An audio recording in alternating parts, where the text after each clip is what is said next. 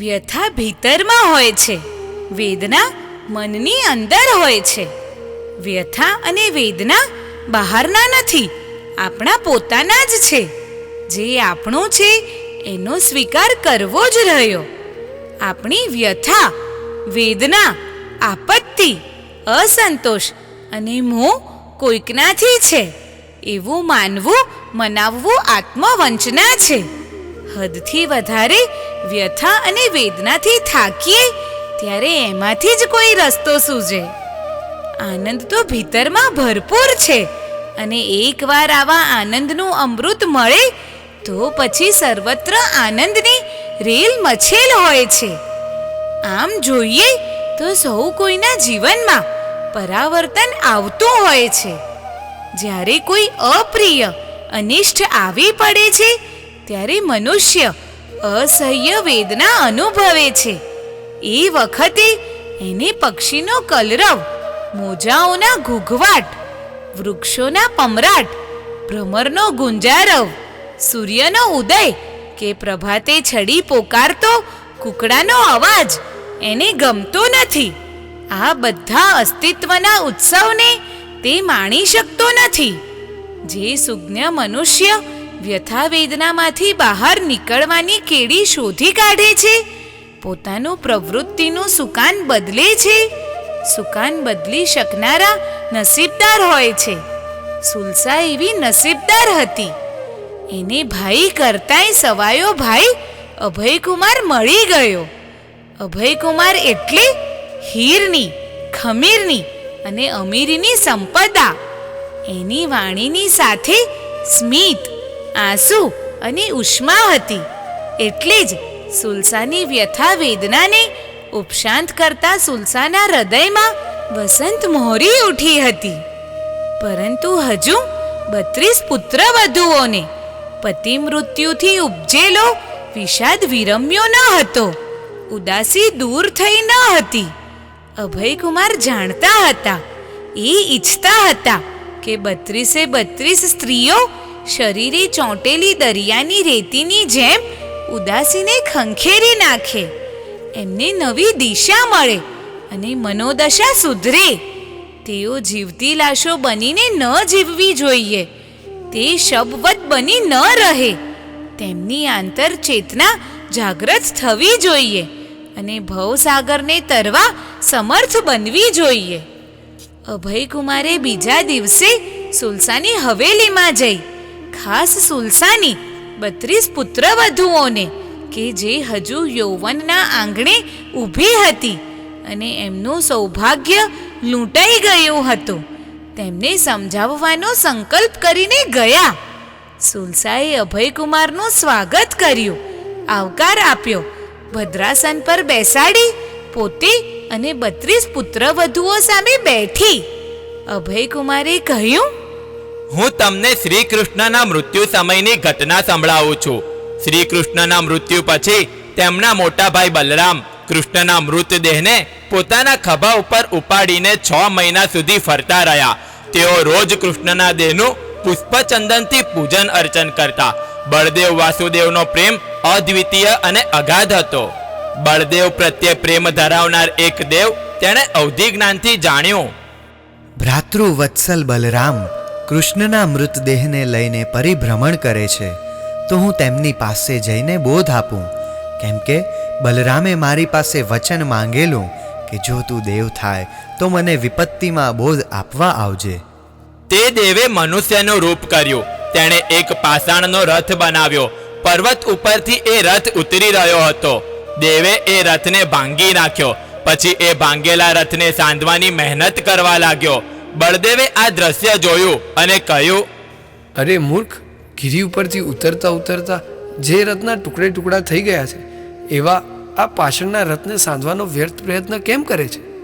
મનુષ્ય રૂપી દેવે કહ્યું, હે મહાનુભાવ, હજારો યુદ્ધોમાં નહીં હણાયેલો યોદ્ધો યુદ્ધ વિના મરી જાય અને જો પાછો જીવી શકે તો મારો આ રથ પણ કેમ ન સંધાય? બલરામ મૌન રહ્યા. દેવે આગળ જઈને પાષાણ ઉપર કમળ રોપવા માંડ્યા. બળદેવે પૂછ્યું, શું પાષાણ ભૂમિ ઉપર કમળવન ઉગે છે કે? મનુષ્ય રૂપી દેવે કહ્યું, હે મહાબલી, જો આ તમારો અનુજ બંધુ પાછો જીવશે તો પાષાણ ઉપર પણ કમળ ઉગશે. બળદેવ મૌન રહ્યા. દેવે આગળ જઈને એક બળી ગયેલા વૃક્ષ ઉપર પાણી સિંચવા માંડ્યું. બળદેવ સાથે જ આવતા હતા અને તેમણે કહ્યું, રે મનુષ્ય, તું મૂર્ખ છે. શું બળી ગયેલું વૃક્ષ પાણી સિંચવાથી નવપલ્લવિત થાય છે ખરું? દેવે કહ્યું, હે મહામનસ્વી, જો તમારા ખભા ઉપર રહેલું આ મૃત શરીર જીવશે તો આ બળી ગયેલું વૃક્ષ પણ નવપલ્લવિત થશે. બળદેવ હજી પણ મૌન રહ્યા. દેવ આગળ વધ્યો. તેણે ગોવાળનું રૂપ કર્યું. મરી ગયેલી ગાયોના મુખમાં દુર્વા ઘાસ નાખવા લાગ્યો અને બળદેવે કહ્યું, અરે મૂઢ, આ અસ્થિપિંજર બની ગયેલી ગાયો દુર્વા ઘાસ ઘાસે ખરી? દેવે કહ્યું, હે મહાપુરુષ, જો તમારો આ અનુજ બંધુ જીવશે તો આ મરી ગયેલી ગાયો પણ ઘાસ ખાશે. બલરામ ગંભીર વિચારમાં પડી ગયા. શું આ મારો અનુજ બંધુ ખરેખર મૃત્યુ પામ્યો છે? આ બધા જુદા જુદા માણસો મને એક સરખો જ જવાબ આપે છે.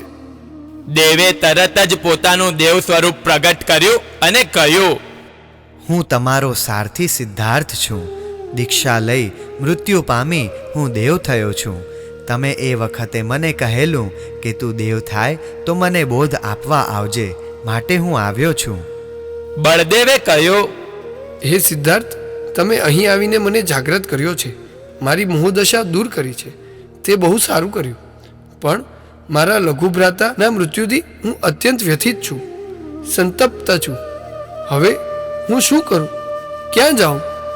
સિદ્ધાર્થે કહ્યું, તમે તો શ્રી નેમિનાથ પ્રભુના વિવેકી ભ્રાતા છો. તમે પ્રભુના ચરણે જાઓ, એમનું ચરણ સ્વીકારી આત્મકલ્યાણ સાધો. હે સિદ્ધાર્થ, તે મને સાચો માર્ગ સુજાડ્યો. દેવની સાથે બળદેવ સિંધુ અને સમુદ્રના સંગમ સ્થાને ગયા. ત્યાં કૃષ્ણના શરીરનો અગ્નિ સંસ્કાર કર્યો. ભગવાન નેમનાથે પોતાના અનંત જ્ઞાનમાં જાણ્યું કે બળદેવ દીક્ષા લેવા તત્પર થયા છે. તેમણે એક આકાશગામી વિદ્યાધર મુનિને બલરામ પાસે મોકલ્યા. બલરામે એમની પાસે દીક્ષા લીધી. સુલસાની 32 પુત્રવધુઓને ઉદ્દેશીને અભયકુમારે કહ્યું, હે બહેનો, તમારા પતિદેવો મહારાજા શ્રેણિકની સેવા કરતા હણાઈ ગયા. તમને વૈધવ્ય આવ્યું એનું મને ઘણું જ દુઃખ છે. હૃદયમાં વેદના છે. તમારા હૃદયમાં તો પતિવીરોનો દાવાનલ સળગી રહ્યો હશે. પરંતુ તમે ઉત્તમ ઘરોમાંથી, સંસ્કારી પરિવારોમાંથી આવેલી સમજદાર પુત્રીઓ છો. ગયેલું કોઈ પાછું આવતું નથી. હવે તો આપણા મનનું તાત્વિક રીતે સમાધાન કરી લેવાનું છે. એ તમારા ગુણવાન અને બલવાન તથા ધીમાન પતિદેવોની માત્ર સ્મૃતિ જ રહી છે. એ હવે પાછા આવવાના જ નથી. પોતપોતાના કર્મોના અનુસારે તેઓ તે ગતિમાં જન્મ પામ્યા હશે. હવે તમે કલ્પાંત ન કરશો. આ સંસારને એક ઇન્દ્રજાળ જ સમજો. હું તમને ભગવાન અજિતનાથના સમયની એક વાર્તા કહું છું. અજિતનાથના ભાઈ હતા સગર ચક્રવર્તી. સગર ચક્રવર્તીના 60,000 પુત્રો અષ્ટાપદ તીર્થની રક્ષા કરવા જતા અગ્નિકુમાર દેવની પ્રચંડ ક્રોધ આગમાં હોમાઈ ગયા. 60,000 પુત્રો મૃત્યુ પામ્યા. આ સમાચાર સાંભળી સગર ચક્રવર્તી કેવા વિહ્વળ, શોકાકુલ અને વિષાદગ્રસ્ત બની ગયા હશે એની કલ્પના કરો. એમને સ્વસ્થ કરવા માટે મોટા મોટા બુદ્ધિમાન મંત્રીઓએ વિવિધ ઉપાયો કર્યા હતા.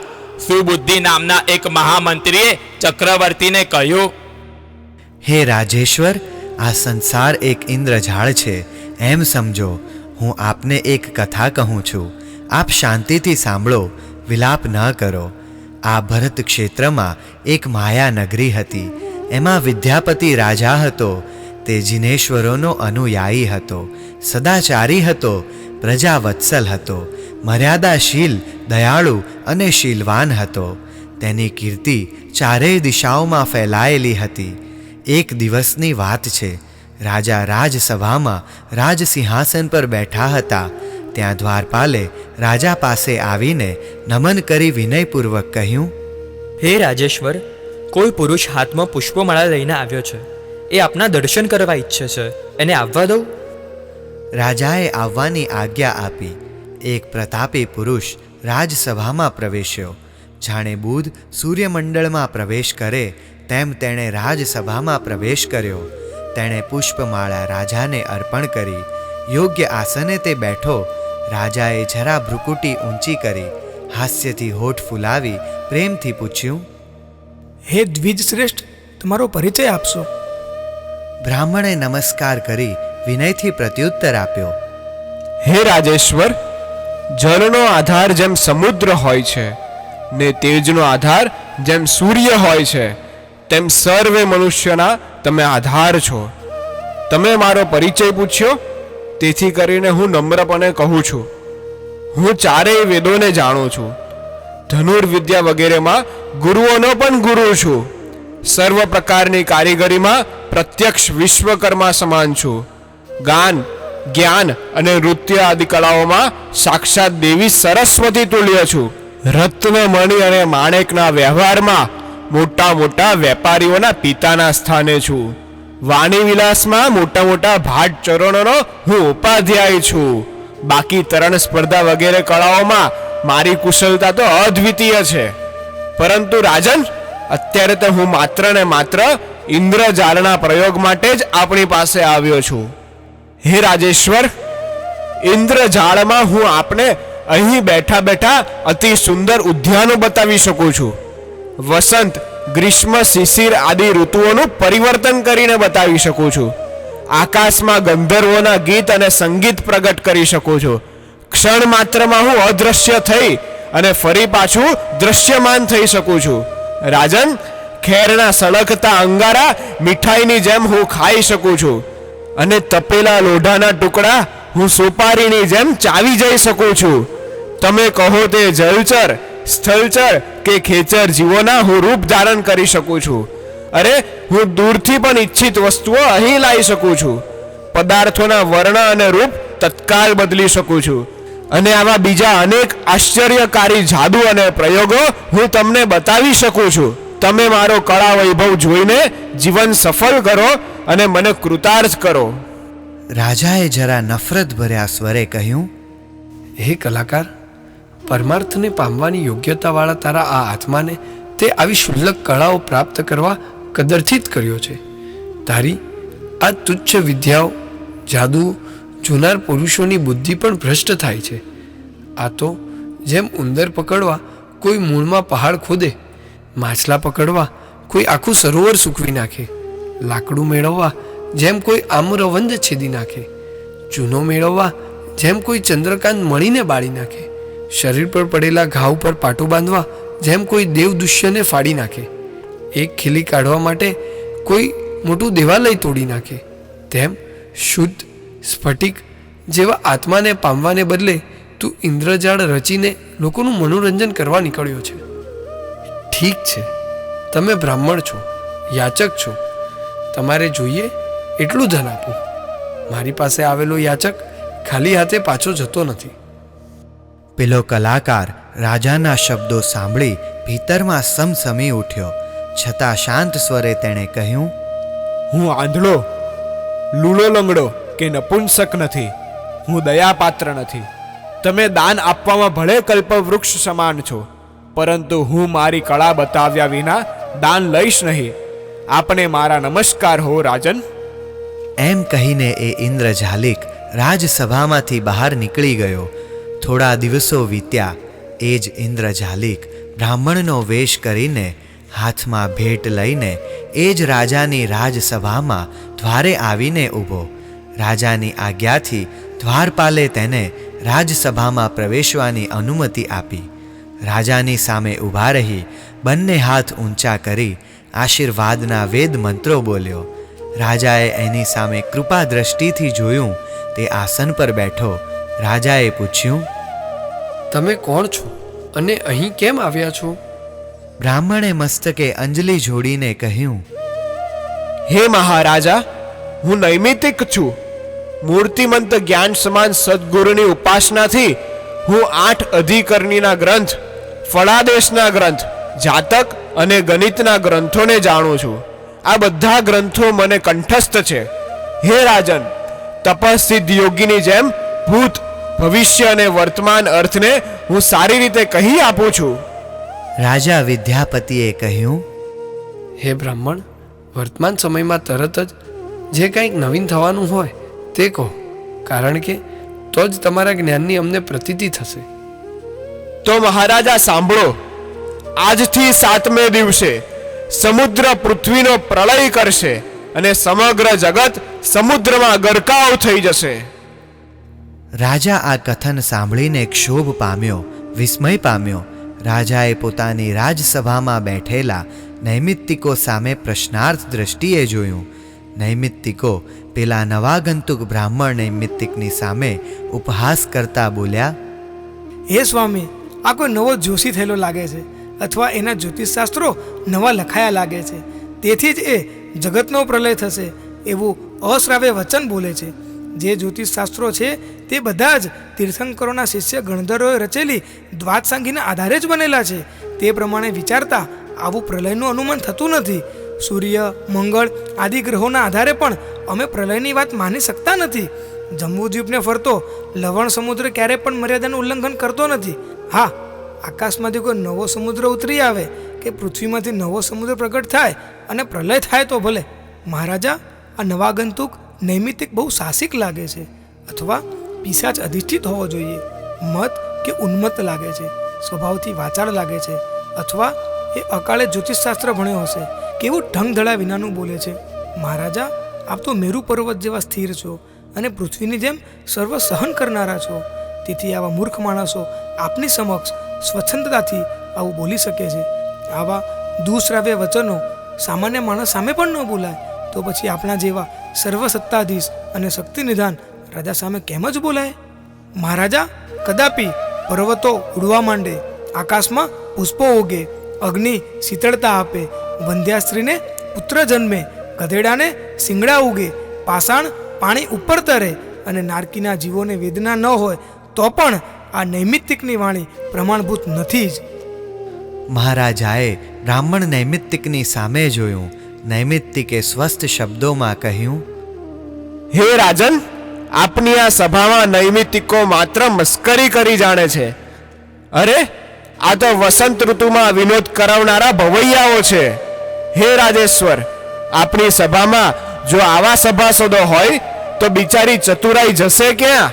આવા મૂઢ અને મૂર્ખ લોકો સાથે આપથી ગોષ્ઠી કરાય જ નહીં. આ લોકો જ્યોતિષ શાસ્ત્રના રહસ્યને જાણતા જ નથી, પરંતુ પોપટની જેમ પાઠ ભણીને ગર્વિષ્ઠ થયેલાઓ છે. ગાલને ફૂલાવનારા અને ગદ્દાપૂછ પકડી રાખનારા આ લોકો મૂર્ખ માણસો છે. આ માણસોને જો મારા ઉપર શ્રદ્ધા ન થતી હોય તો મારા જ્ઞાનની ખાતરી કરનારા 7 દિવસો દૂર ક્યાં છે? હે રાજન, તમારા પુરુષોના કબજામાં હું 7 દિવસ રહીશ, અને મારું વચન જો 7મે દિવસે સિદ્ધ ન થાય તો મને ચંડાલને સોંપીને મારો વધ કરાવી દેજો. રાજાએ બ્રાહ્મણને પોતાના અંગરક્ષકોને સોંપી દીધો. સભા વિસર્જન કરી. રાજાએ 6 દિવસ 6 વર્ષની જેમ પસાર કર્યા. 7મા દિવસે રાજા એ બ્રાહ્મણ પાસે ગયો. તેને કહ્યું, હે બ્રાહ્મણ, આજે તારા વચનનો 7મો દિવસ છે. જો તારું વચન ખોટું પડશે તો તારો વધ થશે. માટે હજી હું તને કહું છું કે તું ચાલ્યો જા. તને હણવાથી મને શું લાભ થવાનો? હું માનીશ કે તું ઉન્મત્ત મનોદશામાં બોલ્યો હતો. રાજન, હવે મારું વચન પૂર્ણ થવામાં થોડીક જ વાર છે. થોડી તો ધીરજ રાખો. અહીં જ બેઠા બેઠા યમરાજના અગ્ર સૈનિકો જેવા ઉછળતા સમુદ્રના કલ્લોલ જોવા મળશે. તમારી રાજસભાના પેલા નૈમિત્તિકોને પણ અહીં બોલાવી દેજો, કારણ કે એક ક્ષણ પછી હું, તમે કે તેઓ કોઈ પણ રહેવાના નથી. બ્રાહ્મણ મૌન થઈ ગયો. પછી બૂમ પાડીને બોલ્યો, સાંભળો, સાંભળો, સાંભળો, આ સાંભળો સમુદ્રનો ભયંકર ખળભળાટ. મૃત્યુની ગર્જના જેવો કોઈ અવ્યક્ત ધ્વનિ સંભળાવા લાગ્યો. રાજાએ અને સૌને પીડાકારી ધ્વનિ સાંભળીને ભય લાગવા લાગ્યો. તેમના કાન ઊંચા થઈ ગયા. બ્રાહ્મણે કહ્યું, રાજન, આકાશ અને પૃથ્વીને થરથરાવતો સાગરનો ધ્વનિ સાંભળો. એ ધ્વનિ પ્રયાણ સૂચક ભંભાના ધ્વનિ જેવો છે. પુષ્કરાવર્ત વગેરે મેઘો સમગ્ર પૃથ્વીને ડૂબાવી દે છે. તે સમુદ્ર પોતે મર્યાદા છોડીને આ પૃથ્વીને ડૂબાવતો આવી રહ્યો છે. જુઓ, જુઓ, આ સમુદ્ર ખાડાઓ ભરી દે છે અને વૃક્ષોને ઉખેડી નાખે છે અને પર્વતો ઉપર તો આમ ફરી વળે છે. જોત જોતામાં મૃગ તૃષ્ણાના જળની જેમ દૂરથી ચારે તરફ વ્યાપ્ત થતું પાણી પ્રગટ થયું. ઓહો, જુઓ તો ખરા, અંધકારની જેમ સમુદ્રના જળથી શિખર પર્યત પર્વતો ઢંકાઈ રહ્યા છે. આ બધા વન જાણે પાણીએ ઉખેડી નાખ્યા હોય તેવા દેખાઈ રહ્યા છે. સર્વ વૃક્ષો પાણીમાં વિવિધ પ્રકારના મત્સ્ય જેવા લાગી રહ્યા છે અને હમણાં જ આ સમુદ્ર પોતાના પાણીથી ગામ, નગર, ખાણ વગેરે બધું જ ડૂબાડી દેશે. અહો, ભવિતવ્યતાને તો ધિક્કાર હો. પિશુન પુરુષો જેમ સદગુણોને ઢાંકી દે છે તેમ ઉચ્છૃંખલ સમુદ્રના પાણીએ નગરના બાહ્ય ઉદ્યાનો ભરી દીધા છે. હે રાજન, સમુદ્રનું જળ હવે ઊંચું ઉછળીને કિલ્લાને અથડાવા લાગ્યું છે. હવે કિલ્લાનું ઉલ્લંઘન કરી તે નગરમાં પ્રવેશ કરે છે. જુઓ જુઓ જુઓ રાજન, સમુદ્રના પ્રચંડ જળથી બધા મંદિરો અને બધા મહેલો ભરાવા લાગ્યા છે. હવે રાજન, એ પાણી તમારા ગૃહ દ્વારમાં આવી રહ્યું છે. હે પૃથ્વીપતિ, જળમાં ડૂબી ગયેલા નગરનો જાણે અવશેષ ભાગ હોય તેવો આ તમારો મહેલ બેટ જેવો દેખાઈ રહ્યો છે. હવે પાણી મહેલના દાદર ઉપર ચડે છે. પહેલો માળ પાણીથી આખો ભરાઈ ગયો અને હવે બીજો માળ ભરાઈ રહ્યો છે. રાજન, ત્રીજા માળ પર તો ઘૂઘવતા પાણી ચડી ગયા છે. અરે, ક્ષણવારમાં તો ચોથો, પાંચમો અને છઠ્ઠો બધા જ માળ પાણીથી ભરાઈ ગયા. ચોતરફથી આ મહેલની આસપાસ પાણીનું દબાણ વધી રહ્યું છે અને હવે માત્ર બાકી છે તો આ અગાસી બાકી છે. હે રાજન, આ પ્રલય થયો. ક્યાં છે તમારા પેલા વાયડા જ્યોતિષીઓ? રાજા અતિ આકુળ વ્યાકુળ થઈ ગયો. તેણે પાણીમાં પડી પ્રાણ ત્યાગવાનો નિર્ણય કર્યો. તેણે અગાસીમાંથી અગાધ જળ રાશિમાં ઝંપાપાત કર્યો. પરંતુ બીજી જ ક્ષણે તેણે પોતાને સિંહાસન પર બેઠેલો જોયો. ક્ષણવારમાં સમુદ્રનું પાણી ક્યાંક ચાલ્યું ગયું. રાજા વિસ્મયના સાગરમાં તરવા લાગ્યો. તેના લોચન વિકસિત થઈ ગયા. તેણે વૃક્ષો, પર્વતો, કિલ્લો અને સમગ્ર વિશ્વ જેવું હતું તેવું જોયું. પેલો ઇન્દ્રજાલિક પોતાની કમરે ઢોલકી બાંધી પોતાના હાથે જોર જોરથી હર્ષિત થઈને તે વગાડવા લાગ્યો અને બોલવા લાગ્યો. આ હતી એક ઇન્દ્રજાળ અને સંસારની માયાજાળ. કલા બતાવી સર્વેન્દ્રે હું વંદન કરું ભાવપૂર્ણ હૈયે. રાજા પૂછે છે, આ બધું શું? બ્રાહ્મણે કહ્યું, એક રાજા સર્વ કળાઓના જાણકારની કદર કરે છે એમ સમજીને હું પહેલા તમારી પાસે આવ્યો હતો અને તે વખતે તમે કહેલું ઇન્દ્રજાળ મતીને ભ્રષ્ટ કરે છે. એમ કહીને તમે મારો તિરસ્કાર કરેલો. તમે મને ધન આપવા માંડેલું તો ખરી, પરંતુ તે લીધા વિના હું ચાલ્યો ગયો હતો. રાજન, ઘણું ધન મળે તો પણ ગુણવાનનો ગુણ મેળવવાનો શ્રમ સાર્થક નથી થતો, પણ તેનો ગુણ જાણવાથી તે સાર્થક થાય છે. અને તે માટે કપટથી નૈમિતિક બનીને પણ મેં તમને મારી ઇન્દ્રજાળ બતાવી. રાજન, તમે પ્રસન્ન થાઓ. મેં તમારા સભાસદોનો જે તિરસ્કાર કર્યો છે અને ઘણીવાર સુધી તેમને ભ્રમણામાં રાખ્યા તે માટે કરીને મને કૃપા કરીને માફ કરજો. પરમાર્થીને જાણનાર રાજા વિદ્યાપતિએ અમૃતવાણીમાં કહ્યું, હે બ્રાહ્મણ, રાજાનો અને રાજાના સભાસદોનો તે તિરસ્કાર કર્યો છે એવા તારા મનમાં ભય રાખીશ નહીં. હે મહાનુભાવ, આ ઇન્દ્રજાળ બતાવીને તે મને સંસારનું સ્વરૂપ સમજાવ્યું છે. આ સંસાર ઇન્દ્રજાળ જેવો અસાર છે. જેમ તે સમુદ્રનું જળ પ્રગટ કર્યું હતું અને જોત જોતામાં તે નાશ પામ્યું, તેવી રીતે સંસારના સર્વે પદાર્થો પ્રગટ થાય છે અને નાશ પામે છે. ઓહો, આવા ઇન્દ્રજાળ સમા સંસારમાં શું પ્રીતિ કરવી? રાજાએ બ્રાહ્મણનો ધન ધાન્યથી સત્કાર કર્યો. વિવિધ પ્રકારે સંસારની નિર્ગુણતા વિચારી અને રાજાએ દીક્ષા લીધી. વાત થઈ પૂરી. સુલસા અને 32 પુત્રવધુઓ સંસાર પ્રત્યે વિરક્ત બની સંસારની વાસ્તવિકતાનો સ્વીકાર કર્યો. અભયકુમાર પોતાના મહેલે ગયા.